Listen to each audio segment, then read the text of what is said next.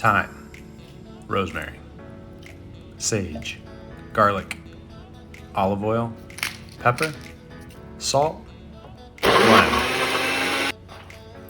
Flip your chicken, cut out the backbone using scissors. Flip your chicken again, flatten the breast, place in a bowl, marinade. Rub on both sides, cover with plastic wrap, fridge overnight.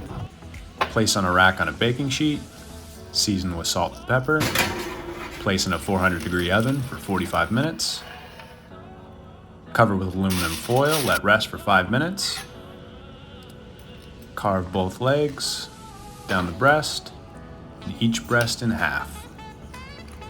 Serve.